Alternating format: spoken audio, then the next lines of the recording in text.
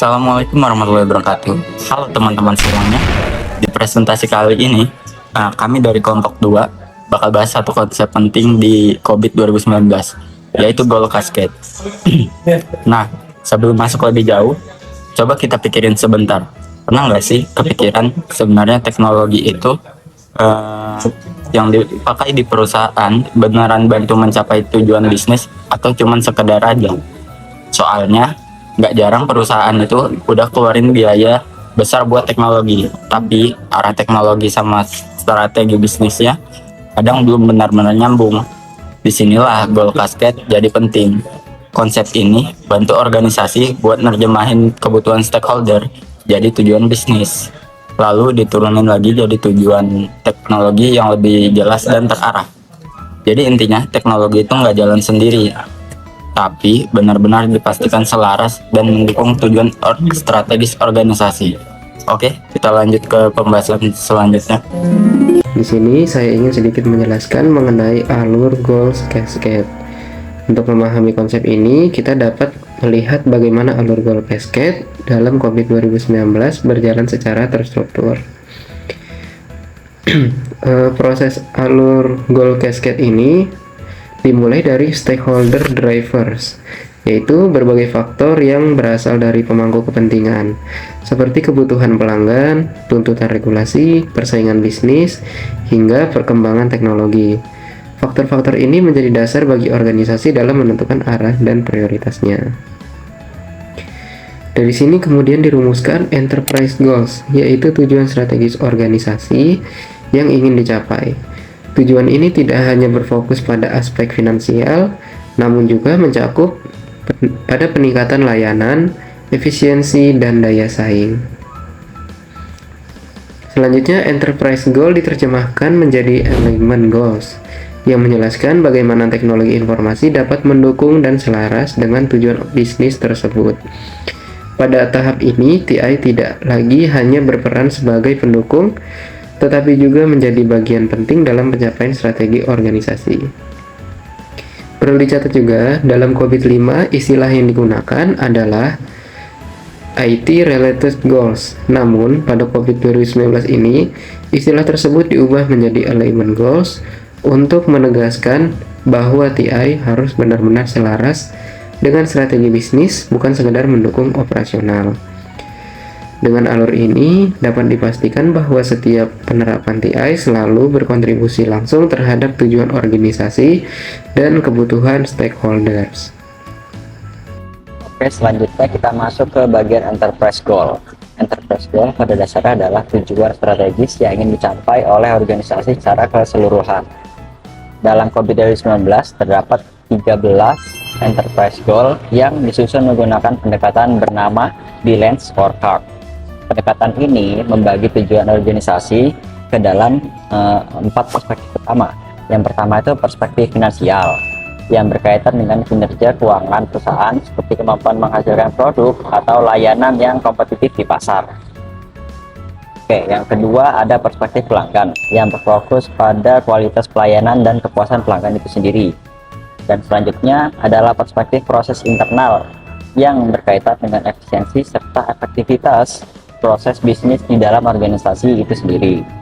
Dan yang terakhir adalah perspektif pembelajaran dan pertumbuhan, yang menekankan pentingnya inovasi, peningkatan kompetensi karyawan, serta kemampuan organisasi dalam melakukan transformasi digital. Dengan menggunakan pendekatan ini, organisasi itu dapat memahami bagaimana kebutuhan stakeholder dan diterjemahkan menjadi tujuan bisnis yang lebih terstruktur dan lebih terarah. Sekian. Selanjutnya, setelah enterprise goals ditentukan, langkah berikutnya adalah alignment goals. Alignment goals ini menjelaskan bagaimana teknologi informasi dapat mendukung pencapaian tujuan bisnis tersebut. Misalnya, jika suatu organisasi memiliki tujuan untuk menjaga kontinuitas layanan bisnis, maka suatu teknologi itu harus mampu memastikan sistem tetap berjalan stabil dan aman. Dalam COVID 2019, alignment goals ini dibagi ke dalam beberapa kategori berdasarkan perspektif IT balance scorecard-nya, yaitu finansial, customer, internal, serta learning and growth. Pertama, dari sisi finansial terlebih dahulu, terdapat beberapa tujuan seperti memastikan kepatuhan terhadap regulasi, mengelola risiko TI, serta memastikan investasi TI memberikan manfaat yang optimal bagi organisasi. Ini menunjukkan bahwa teknologi juga berperan penting dalam menjaga stabilitas keuangan dan menghindari kerugian. Yang kedua, dari sisi customer, alignment goals berfokus pada kualitas layanan TI. Contohnya adalah memastikan layanan TI sesuai dengan kebutuhan bisnis dan mampu merespon perubahan dengan cepat. Hal ini penting agar pengguna atau stakeholder merasa puas terhadap layanan yang diberikan. Yang ketiga, dari sisi internal, lebih menekankan pada proses di dalam organisasinya, misalnya seperti keamanan informasi, integrasi sistem, ketepatan waktu proyek, serta kualitas informasi manajemen TI-nya. Tujuannya itu agar operasional berjalan efisien, aman, dan terstruktur. Dan yang terakhir, pada learning and grow, alignment goals ini berfokus pada pengembangan sumber daya manusia dan inovasinya. Contohnya adalah memastikan staf itu memiliki kompetensi yang memadai serta mendorong munculnya ide-ide inovatif yang berbasis teknologi. Nah, dengan adanya keseluruhan alignment goals ini, organisasi ini dapat memastikan bahwa setiap penggunaan teknologi ini benar-benar selaras dengan tujuan bisnisnya, baik dari sisi keuangan, layanan, proses internal, maupun pengembangan ke depannya. Sehingga penerapan COVID 2019 ini dapat membantu organisasi tidak hanya dalam mengelola TI-nya, tetapi juga dalam menciptakan nilai nyata bagi bisnis. Oke, jadi di sini saya sebagai penutup, yang dimana tadi kan teman-teman saya sudah menjelaskan terkait dari goals KISS yang ada di COVID 2019.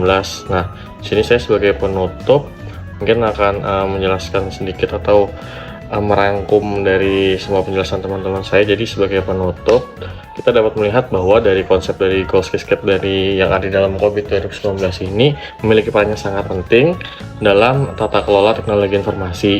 Yang dimana dengan melalui mekanisme itu perusahaan atau suatu organisasi itu mereka kan ada yang namanya kebutuhan stakeholder. Nah, dari kebutuhan stakeholder ini dapat diterjemahkan kembali menjadi tujuan bisnis organisasi, kemudian diturunkan lagi menjadi dari tujuan teknologi yang lebih operasional. Nah, dengan cara itu organisasinya ini dapat memastikan bahwa setiap aktivitas teknologinya ini dapat benar-benar mendukung ataupun mensupport dari strategi bisnis dan membersihkan nilai bagi perusahaan.